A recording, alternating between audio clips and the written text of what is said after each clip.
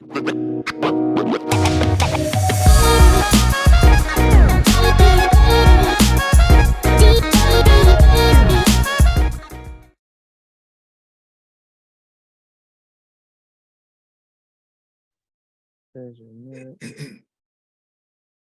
All right.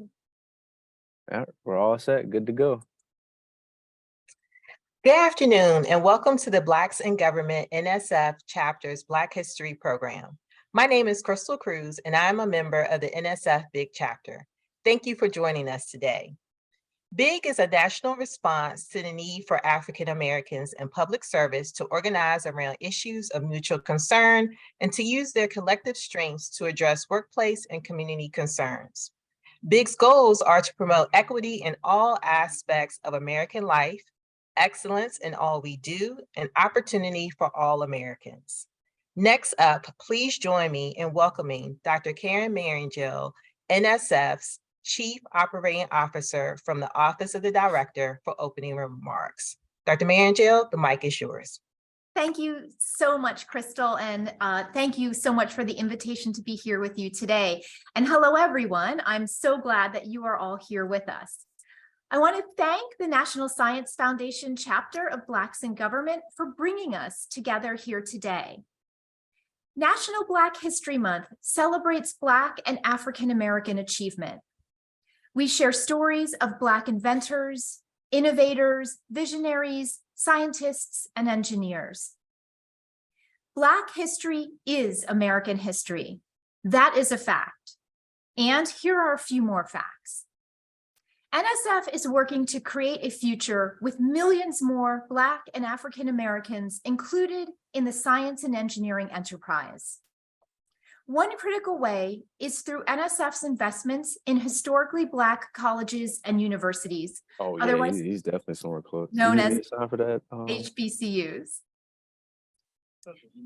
George Washington Carver was born enslaved I take it out of your hands, bro. and went on to Appreciate you, invent man. a crop rotation system that saved the Southern economy and helped poor farmers. He taught and inspired students at the historically Black land-grant university in Tuskegee, Alabama. Often under-resourced and underfunded HBCUs are extremely effective in graduating Black students, particularly in STEM. In fact, HBCUs represent 7 of the top 8 schools that graduate the highest number of Black undergraduates who go on to earn science or engineering doctorates. That's an incredible statistic. HBCUs have graduated 40% of all the Black engineers. Cultural cornerstones, community pillars, HBCUs are bedrocks of the Black middle class. And just to spotlight one program, NSF is working to build science capacity through HBCU Up. The program started in 1998, and that means that's 25 years of sustained investments. We are also funding scholarships on best practices so that we can replicate and scale what works so well at HBCUs. We have a long way to go and much more work to do before we can tell the entire story of US science and engineering progress, because our STEM enterprise does not include full representation of Black and African Americans. According to the National Science Board, to reflect the US population, we must more than double the number of Black or African American people working in STEM by the year 2030. Diversity is our greatest asset, but only if everyone is included. And that goes for our internal culture as well. And I want to give a big hat tip and another warm welcome to Dr. Chuck Barber, NSF's new Chief Diversity and Inclusion Officer. I think many of you have met Dr. Barber, and if you hadn't, I highly encourage you to reach out to him. Together, as we celebrate Black history, NSF continues to work toward a more inclusive future. We make progress with partnerships, and we are thrilled to have with us today Dr. Arthur McMahon, Associate Director for the White House Initiative for HBCUs. And I want to take just a moment to thank our NSF liaisons and representatives for this important White House initiative for HBCUs. Those individuals are Alicia Needler, Jolena Jeff Cartier, Bernice Anderson, and Carlita Page Anderson. Again, Black history is American history, and the success of Black and African Americans in STEM is critical to America's future. Thank you. Thank you, Dr. Marion Jill, for the wonderful opening remarks to kick off BIG NSF's Black History Program. I would now like to welcome Ms. Jolena Jeff Cartier from the NSF Office of Integrative Activities, OIA, who will introduce our guest speaker. Jolena. Thanks, Crystal. At this time, I would like to welcome our guest speaker, Dr. Arthur McMahan, affectionately known to us as Dr. Mac. We have worked closely with him, and he currently serves as the Senior Associate Director for the White House Initiative on Historically Black Colleges and Universities. The initiative works closely with the Executive Office of the President on key administration priorities related to advancing educational equity, excellence, and economic opportunity through HBCUs. In partnership with HBCU leadership, representatives, students, alumni, and federal agencies. For the past 5 years, I have had the distinct honor to work with Dr. Mack as NSF's representative on the initiative's interagency work group. The IWG meets monthly to advance and coordinate federal government efforts to strengthen HBCU capacity and competitiveness. So on behalf of NSF's team, Dr. Alicia Needler as our liaison, Dr. Bernice Anderson as my secondary rep, and Dr. Carlita Page Anderson as our delegate, please join me in welcoming a truly committed servant leader and a dedicated public servant who has epitomized advocacy for our nation's HBCUs and our big community, not only during Black History Month, but every day. Dr. Arthur McMahan. Dr. Mack, take it away. Wow. Thank you so much. Hopefully you can hear me okay. Good morning, NSF. I bring greetings from the White House Initiative on Historically Black Colleges and Universities. So on behalf of our Executive Director, Dr. Dietrich Trent, of my entire staff at the Department of Education, I want to thank you all for having me here, for being so gracious and inviting me here. And a special thanks to the HBCU team there at NSF, and of course, Jolena, who I know and who I've worked with and who is an inspiration to the energy that it takes for us to support our HBCUs. So thank you all. And to the Blacks in Government chapter, President McCall, Ms. Cruz, who I think was part of the planning committee, and all of you there, thank you for your foresight and your ingenuity in promoting Blacks within the government and all you do in your personal lives also. So I really appreciate you having me here and all that you stand for there at the National Science Foundation. Before I begin, a little housekeeping. My words today are my own and do not represent the Department of Education or the Biden-Harris administration. So this is me coming to you. So if you take something that I say, it's McMahan's words. And now, so I've been asked to talk a little bit about my journey. And so I'm happy to be with you today. And it's all because of the journey that I've walked throughout my many years of life. First, I was born in Spartanburg, South Carolina. I think it's always important to know your roots. Spartanburg, South Carolina, a middle-sized town in the Piedmont of South Carolina. And so what I'm going to talk to you about as it relates to me is my journey line. Journey line is a tool that I learned about working at VA and in the Army, where you spotlight your achievements, the events of your life, and you announce their intensity. So there are two axes. On the x-axis are the events, the birth of a child, the graduation from college, the death of a parent, etc. On the y-axis is the intensity level, so high, medium, and low. What we do is we use that to help shape our story. And your story as a leader is very important, but also the story of your people, your followers, your team is very important. So the journey line is a group exercise, a way to become familiar with the intricacy of your members. It does get emotional, but that connects you to each other, understanding what you've gone through in order to get where you are today. And so just as a reference, Journey Line is a good tool for all of you leaders out there. Like I said, I was born in South Carolina, family of 8, meager means, first individual in my family to go to college, which of course is a lot of Black people's story today that you find in the government. What's significant about my being the first person to go to college is that my first semester, I had a 0.989 GPA.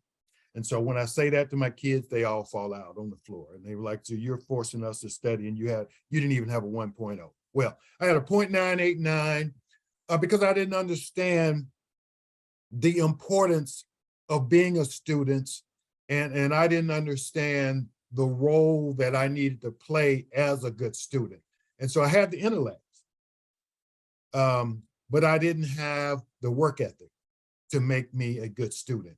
And so I do credit some of my instructors at my first institution that captured me and helped me form those work habits. And at the end of my undergraduate career, I graduated with a 2.5 GPA, which I was very excited about because you can see I came a long way from a 0.989. Now, what I attribute my lack of success my first years in college to is that I went to an all-white high school from grades 10 through 12. I didn't know anybody there. They didn't know me. It was very uncomfortable. And so I didn't have that guiding light that you sometimes need to get you through and to learn. So I should have been learning how to be a good college student in high school, but I didn't. But then fast forward backwards to my junior high school, my grades 1 through 9, I attended a segregated all-Black school where I had the most nourishing and intellectually stimulating teachers, all of whom attended historically Black colleges and universities. So when we have the conversation today about integration, where we've come from, one of the things that we no longer have are those bastions of love and comfort where teachers absolutely cared about you. They knew your family and they would beat you if you messed up. So I know we can't do that anymore, but I had many whippings with, probably shouldn't tell you this, with a leather strap when I was in elementary and middle school, because if you got out of line, they would discipline you. And they felt that that discipline would help you as you move forward in your life. And so I finally recovered, like I said, from my starting point and moved on to matriculate through college. After I graduated from college, I went to work for Big Brothers and Big Sisters of Columbia, South Carolina. At that point, I was beginning to understand that I had a passion for service. Didn't know exactly how I was going to shape that, but I knew that there was something in me, and I will bet you that it came from my background, from all the people that had helped me along the way, seeing people in need and seeing people reach out. I think that is what formed my desire to be a servant during that time. And so after working there for a while, I decided for me, I needed to leave and go somewhere. And that's what I teach my students and my kids. I think in order to excel and to be the person that God and you want to be, you have to leave your familiar surroundings. And so that's a lesson that I tell everybody. You probably can't stay at home and be all you can be all your life, because you need to be in that uncomfortable position of new and different things that will propel you to the levels that you actually are intended for. And so I joined the Army. But also I was able to relate the service in the Army to the service that I felt for big brothers and big sisters. So my life of service sort of began there, and it has continued throughout until now. And so once I joined the Army, some of the experiences I had, a lot of them were based on leadership. So I learned leadership for myself, and then I began to teach leadership. And in order to teach leadership, you have to live leadership because people see you. And if you are an effective leader, you have to demonstrate all those things that you teach people or that you want people to emulate. You have to be yourself. And so I struck out on a mission to teach leadership to anyone who would listen. I ended up teaching ROTC at Virginia State University down in Petersburg. And that sort of was my second foray, or actually my first foray into HBCUs. My second, of course, was my daughter who attended Florida A&M University. But being in that environment at Virginia State University showed me what an HBCU really is about. Started out of necessity, but continued out of the love and affection for the students and the desire to make them better than they are and to elevate their families from whatever level of economic existence they have to the next level. And so HBCUs are important. They were important then, they are important now. And so once I retired from the Army, so I spent 20 years in the Army, again, living and teaching leadership, taught leadership at Virginia State University. But when I retired, again, my service theme came back. I worked for AmeriCorps. And then I worked for the Army Management Staff College, which taught leadership to Army civilians. So if you compare the training that civilians in the Army get to the military, there's no real comparison. So we thought, hey, let's teach leadership to the leaders on the civilian side so that they have a better grasp and understanding of their roles and responsibilities.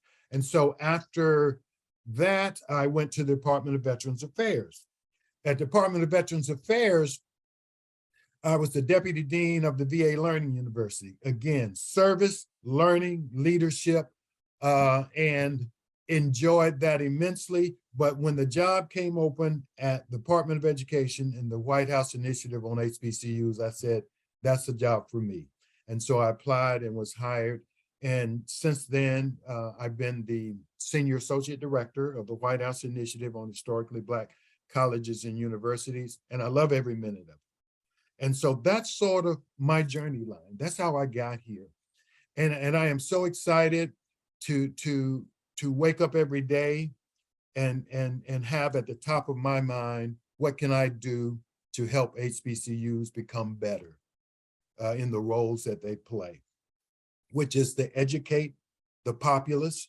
And that's not just Black Americans, that's all Black Americans. I believe your leader that spoke earlier talked about the percentages, but at HBCUs today, 20% or more of the students are non-African Americans, and around 40% of the professors are non-African Americans. So we are the most diverse educational organizations in the country and perhaps in the world, because we take all comers and we do the best we can with anyone who comes. And so with that, that's who I am and that's how I got here. Now I'll tell you a little bit about the White House Initiative on Historically Black Colleges and Universities.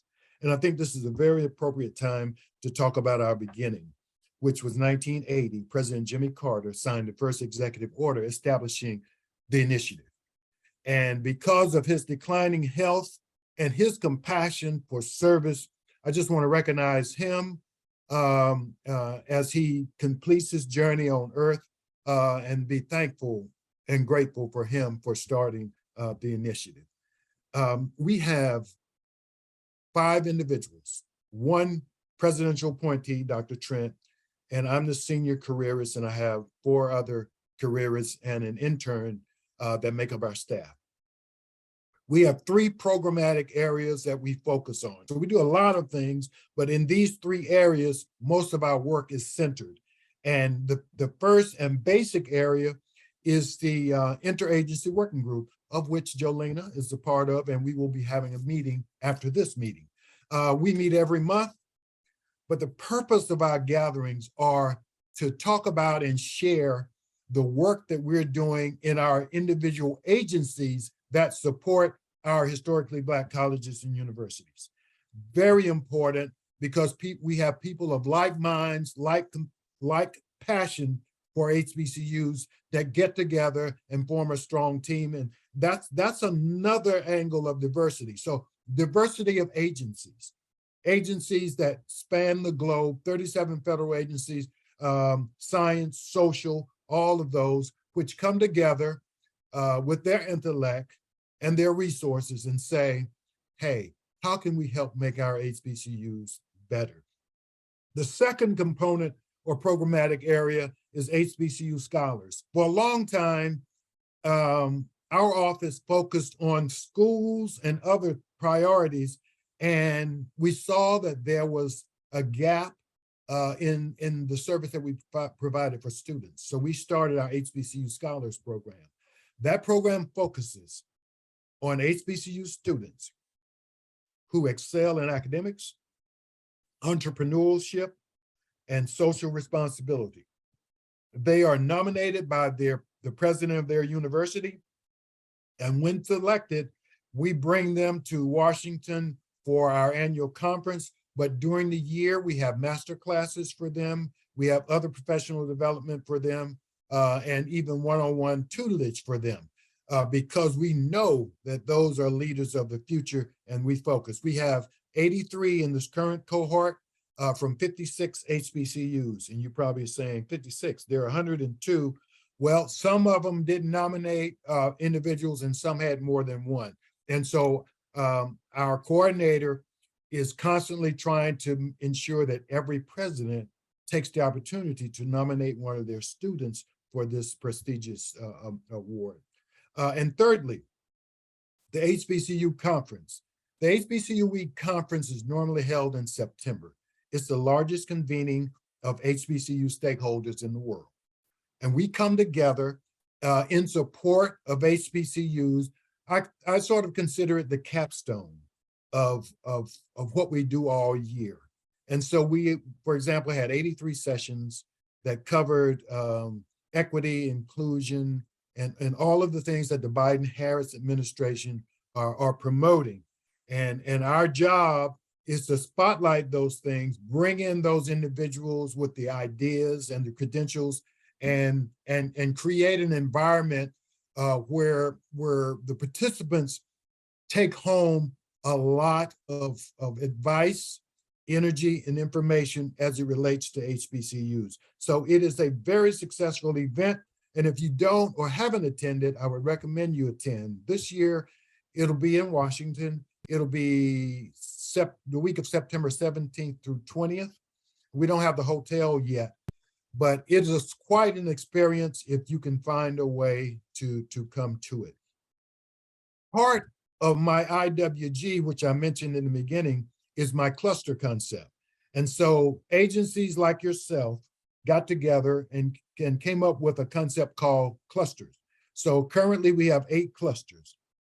Those clusters represent specialized areas of interest for our agencies and for our HBCUs. And for example, 2 of them are STEM and broadband, which probably speak to a lot of the work that you do there. So there's a STEM cluster that focuses on the work that various agencies are doing in the STEM area in support of HBCUs. They have a mission statement, a capability statement. They have their chairman and their co-chairman. They meet frequently. And without them, we couldn't do our work.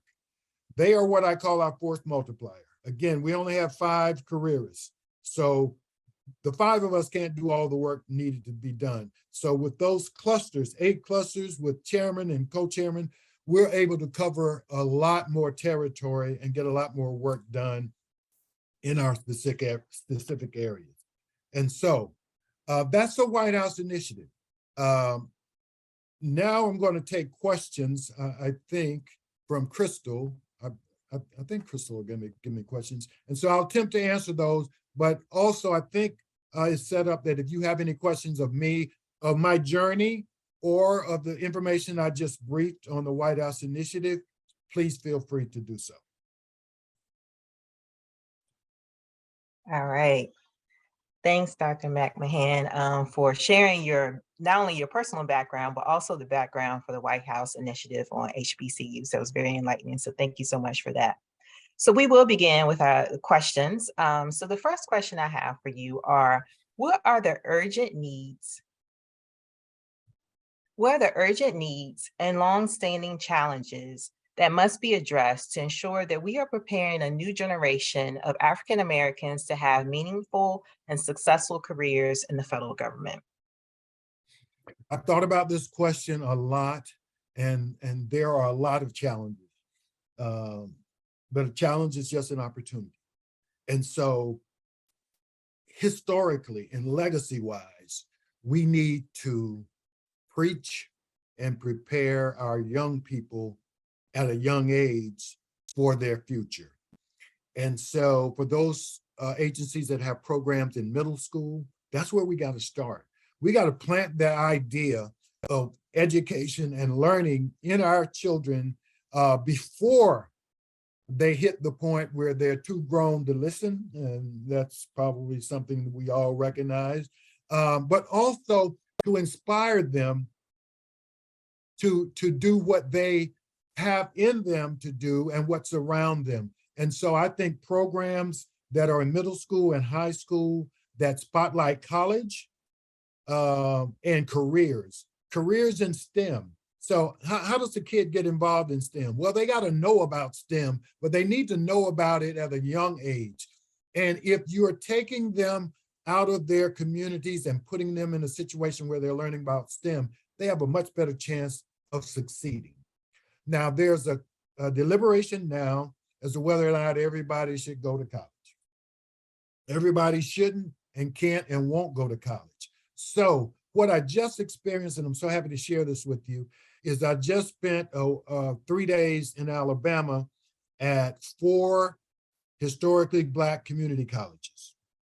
So who knew? There are 14, some people say 16, but there are 14 HBCU community colleges. 6 of them are in Alabama.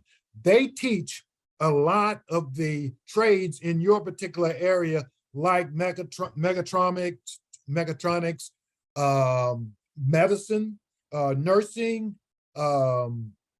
all of those things related to medicine, medical care. They also teach barber, cosmetology, auto mechanics. One of the schools has a Mercedes shop where a Mercedes-Benz brings 6 HUVs into their campus, teaches the students about how to be a mechanic, and then builds an apprenticeship so that they can then go to work. The reason I bring that up is that in order to work for the federal government, you don't have to work in the white collar areas. There's some technical areas, and one specifically that we took with us on our trip was the Vice President's Office of Space. And they need mechatronics and other technical areas for people to work in the industry. And there are not enough people of color in those industries. So that's another opportunity. And so keeping kids on the right track, that's our challenge. And each of us can do that, whether it's with our own kids or kids in our community or in our church. And one of the presidents down in Alabama told us that 10 years ago, 35% of the students in, I believe it was Tuscaloosa, Alabama, or one of those cities, didn't finish high school.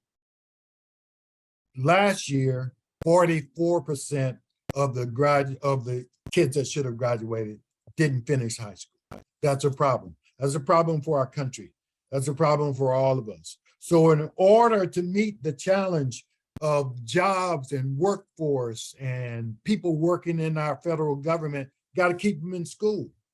So whatever you can do, whatever NSF can do that touches high school, middle school, that's important. That's critical to the future success of our country. Fantastic. Thank you so much for that. I would like to also just remind the audience, if you have any questions for Dr. McMahan, please, you can share those questions in either the chat or the Q&A section. So again, thank you for that, Dr. McMahan. So we'll move on to our next question. Describe diversity, equity, and inclusion, also known as DEI, improvements you have seen with designing or implementing a change management program in the federal workforce. Okay, so, I'm not a DEI expert. I just live it. And so wherever I go, of course, you can see diversity, you can see inclusion. And as a leader, you have to understand its impact on the work that you do. And so I think one definition of diversity that really stuck with me is that diversity is the collective strength, intellect, ethnicity, background of the team that you're working with. And with a diverse group, you are much more prone to accomplish your mission than with a homogeneous group. So we understand that. And so as leaders, we have to look around and say, well, where is diversity not present? How can I impact it? So at one organization I worked for, we looked at the training course for senior leaders. I won't give you the exact name of it, but it's like preparing people to be senior leaders in the federal government, in the government system. Well, as we looked at that group, we realized there was not enough representation from brown, Black women in that group. That was a fact that we first had to acknowledge. And so the question, and I think the answer to your question, what did we do about it? We proposed that there be a centralized application process that was blind, because previously the senior leaders nominated and sent their individuals to these classes. Well, I think all of you are mature enough to know that in a lot of instances, we support and promote people that look like us and that, have the same background, et cetera. So that's a fact. So what we were getting were people, the same people in all the cohorts, similar to the same people we already had. So by building a centralized blind application process, no one knew who these people were or where they were from. They just had an application there with their credentials on it. And therefore, we were able to build, to lay out a process that resulted in a more diverse group of individuals, which in fact, I'm sure we haven't done a study on it yet, but strengthened the leadership roles within the organization, because now we had people that formerly wouldn't have even been in there. And so as you look around your own landscape, the question is, what do you see? And then once you see that, what can you propose or devise that will address that? You'll get pushback, but that's okay, because in the end, we all will win when we're more diverse and inclusive.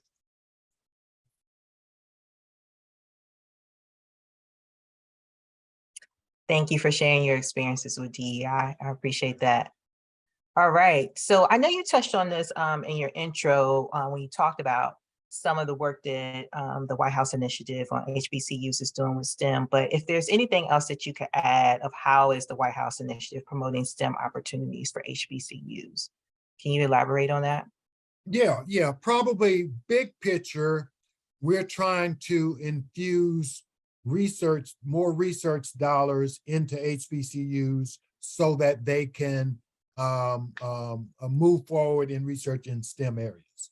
And so one of the facts, one of the realities is that HBCUs have no top level research institution. And there's legacy, there's money, there's a lot of things that are involved in that.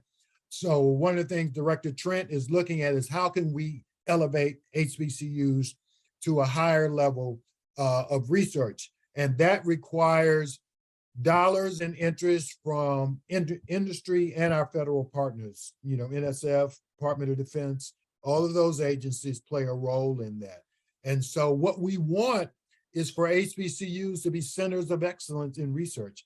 Our partners at HHS, particularly National Institutes of Health, really talk about all of the available resources and dollars in the biomedical field that HBCUs don't apply for, and sometimes apply for and don't get. So we're trying, Crystal, we're trying to strengthen the ability of HBCUs to get those dollars in STEM research, et cetera, so that their institutions can be elevated and therefore their students can be elevated. It is a long journey, but it's one that we're up for. And I tell you, again, the work that you do in elementary and high schools in preparing the mindset of our young people to move forward in the STEM programs is going to be very important and very critical. And I'm sure you're doing a great job in that right now. Excellent. Thank you. All right. The next question we have is, what has been one of the biggest challenges you have seen with implementing change management for diversity and organization, and describe how they overcame it? So the biggest challenge is legacy. So as a senior citizen, I can speak to this. People who've been there for a long time are often entrenched in their ways, their thoughts, their ideas, which is not necessarily bad. But when it comes to progress, these are the people that often want to hold on to what they've had and do things the way that they've done them. And so the biggest challenge for me in any organization is overcoming the legacy of this is how we did it.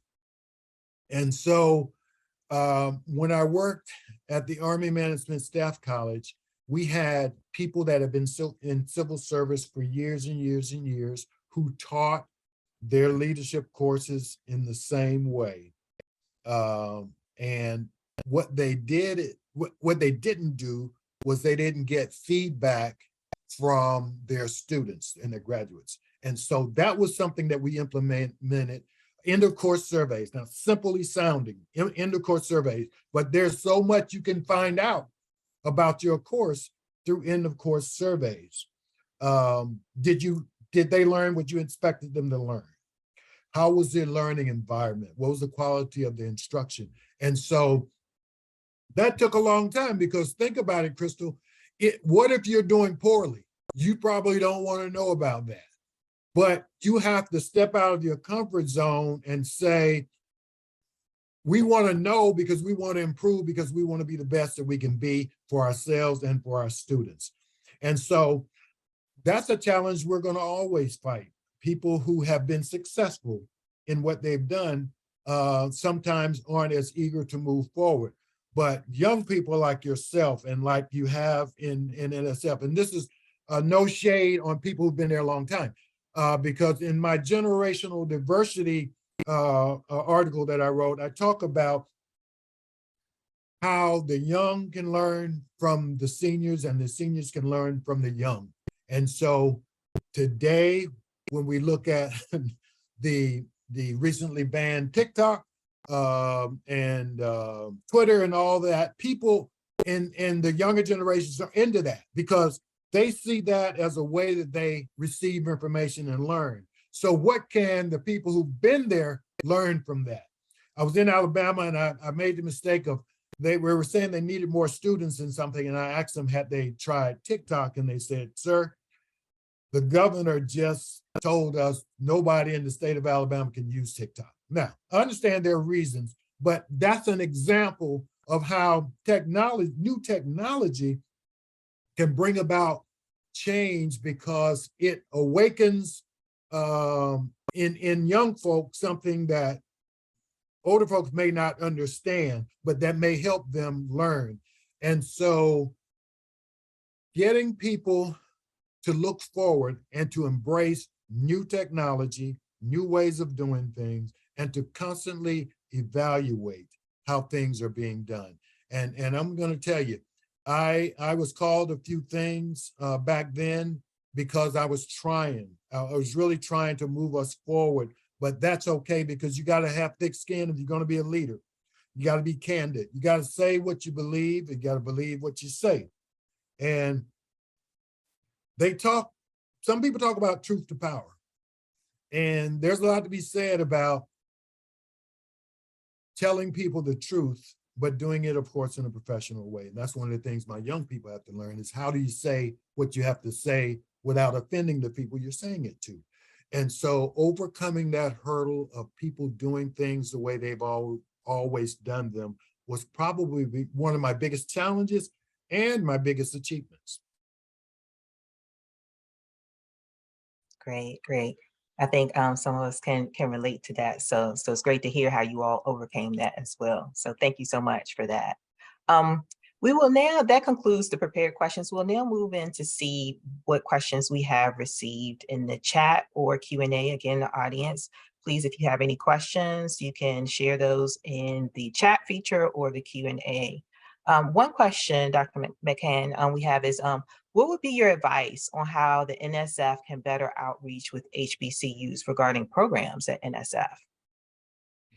Okay, I think one of the things you're already doing is making sure your announcements for grants, contracts, etc., go out on our listserv, which is a wide dissemination of information about opportunities within the HBCU sphere. And so continue to do that, but also look at what you're doing now. Your agency plan, which is required by law, the Partners Act requires that federal agencies submit a plan on how they are going to improve their allocation of resources to HBCUs, et cetera. So in looking at that, look at what you are expending or sending or sharing with HBCUs and make a determination, is that sufficient? Is that where you want to be? If not, how do you increase that? So one of the things I can tell you that as I go on the road, as I talk to HBCUs, one of their biggest problems is that there are grants out there worth multi-million dollars that they can't compete for. They can't compete for them for several reasons, one of which is they don't have the infrastructure on their campuses to seek and apply and qualify for grants. Now, you might think that's simple, but if you're on a tight budget where you got to keep the lights on, you got to keep the water flowing, you got to pay the teachers, you may not have in your mind, you may not have the staff that can do that. So can NSF do anything to address that? Can you go to choose an HBCU and walk with them through the process by maybe putting one of your professionals with them and showing them as legally as possible how to successfully compete for grants? I mean, one of the things we're looking at for industry is, can you embed one of your professionals inside an HBCU so that they can help you compete for grants and contract opportunities? So that's one way. And again, I go back to high schools and middle schools. Your programs that inform and educate the young folk on what their opportunities are in STEM is going to be very valuable moving forward for us. Thanks for that suggestion. We appreciate that. Okay, let's see. In the same vein of HBCUs, there is one other question. Are there more efforts for career fairs for HBCU grads? Are you aware of any of that? We do a lot, and we had a giant one at our conference last year that had a gazillion agencies and private partners, and people actually got jobs. So the strategy we're using now to address that is you need to have the capability or ability to make a hire or an offer at our job fairs if we bring you. That's one of the things, one of the stipulations we're asking. Because what is a job fair if you just go chat with people, walk away and nothing happens? So we want to create a situation where there are actual jobs and the jobs are actually gettable for the people who attend. So there's a job fair, I think today or tomorrow. And so we have a great question. We have a human capital cluster. They focus on jobs. So they work closely with OPM and other federal partners on how to stimulate our economy by offering jobs to qualified HBCU graduates. Because, and now this is an age-old story, which some people still stick to, they can't find the right minority or Black or brown people to fill jobs. Well, that's not true. They're out there. And so job fairs are an opportunity for us to showcase the talent and experience of our HBCU grads. So that's a great question. That's on our plate. We do that now. Our, like I said, our human capital cluster, as well as our HBCU scholars coordinator, is always working in that vein because, and internships and et cetera in your agency. So do you have an internship program, and does that internship program reach out to HBCUs? And if you're saying you can't find HBCU graduates or individuals, come to us. We'll help you we'll put you in contact with them. That's great. Yeah, And by the way, I'm let me give you, I'm sorry, Elise.Jones, ELYSE.Jones is our scholars coordinator. She also coordinates job fairs, etc. So if you want more information, or if you have some ideas about a job fair, or if you want to inform her that we need more STEM graduates from HBCUs, contact Elise and she'll be very happy to have that conversation with you. Excellent, excellent. Thank you. And I personally like that requirement of that you can't attend unless you have the capability to hire. So that's what a lot of students look for when they go to job fairs is to be hired, hopefully. Absolutely, because hot air doesn't get you anywhere. I mean, we can all talk and, you know, and pontificate, but do you have any jobs that I can actually get? Yeah. Exactly. So I know there were some follow-up questions. I know you had mentioned a conference earlier, I believe, maybe that's taking place in September. So there is a question, is there a link or website for that conference that you could share? Yeah, on the Department of Education is the White House Initiative on HBCUs link to our website. The specific information is not out yet for the September conference. It should be out in April, late March, early April. We'll call for proposals. So we'll ask NSF, would you like to present at the conference? You give us your ideas and tell us the details, and then we'll have a selection. We'll have many more proposals than we will have slots for, but I'm planning that idea now. If you have anything, you need to start working on that. That's going to be September 17th through 20th, hotel not yet located, but we'll have probably 2,000 individuals in person. And last year, I think we had maybe 1,000 or 800 virtual. So we had a hybrid conference, over 80 sessions that went the gamut.